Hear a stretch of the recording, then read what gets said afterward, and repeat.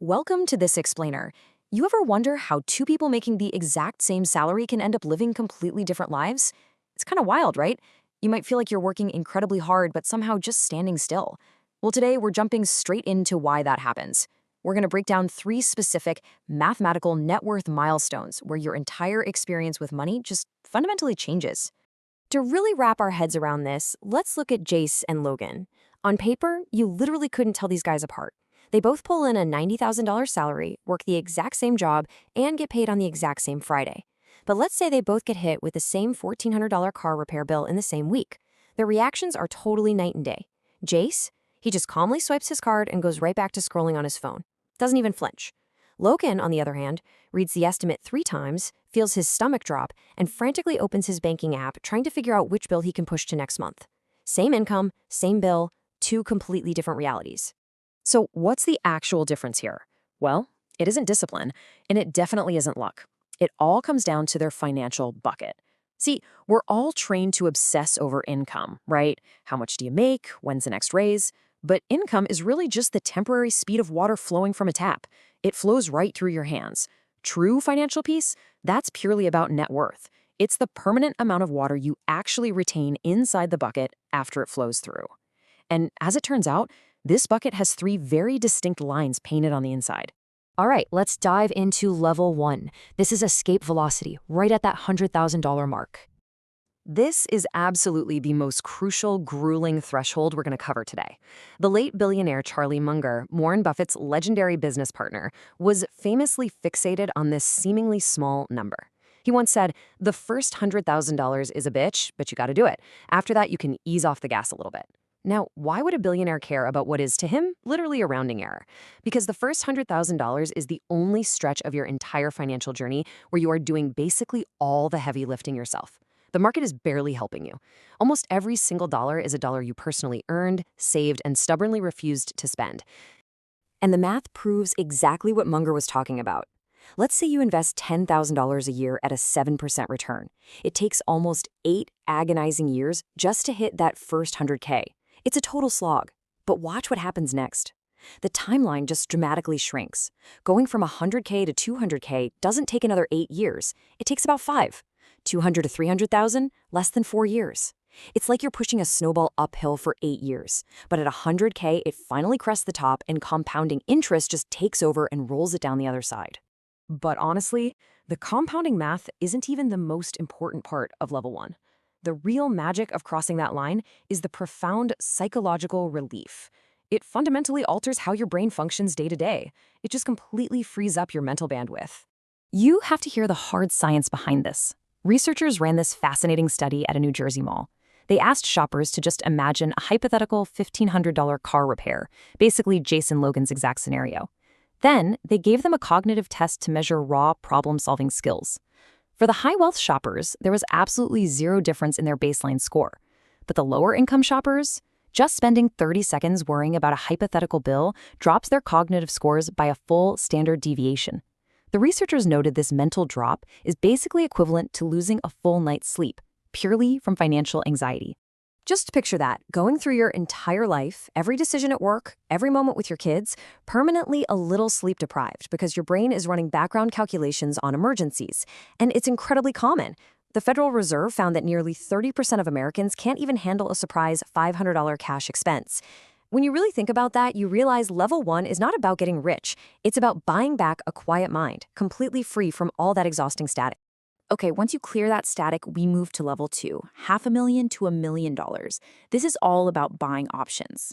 This stretch of the journey is amazing because it's where your money officially clocks in as your absolute best, most productive employee. Just look at how this builds. At $500,000 invested, assuming that same 7% return, you're passively generating about $35,000 a year.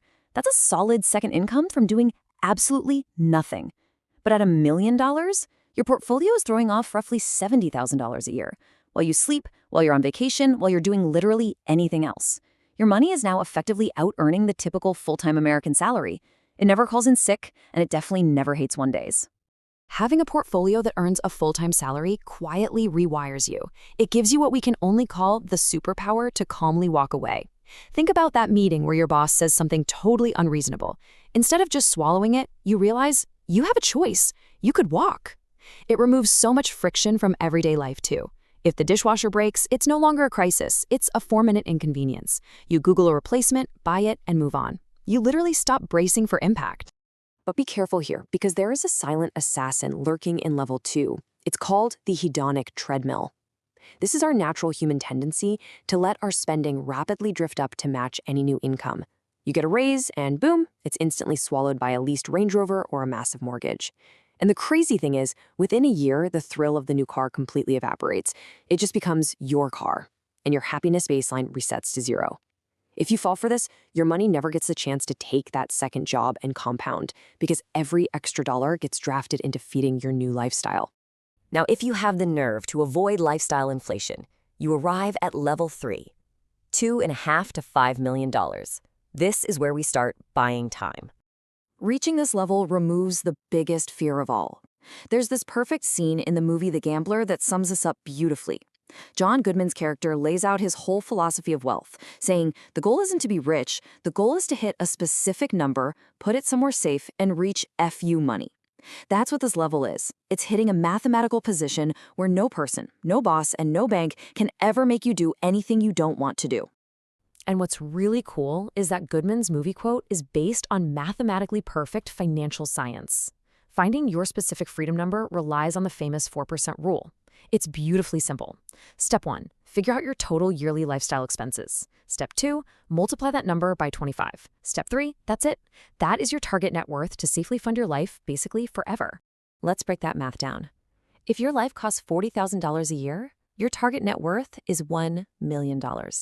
If you spend $80,000, you need $2 million. And if you want to live on $100,000 a year forever without ever clocking in again, you need precisely $2.5 million in your bucket, which, if you remember the movie, is the exact number John Goodman uses. The screenwriter actually did their homework. If you decide to push that portfolio even further, up to $5 million, your returns can easily support a $175,000 to $200,000 lifestyle. But you are entering incredibly rare air here. Only about 4% of U.S. households have a net worth over $5 million.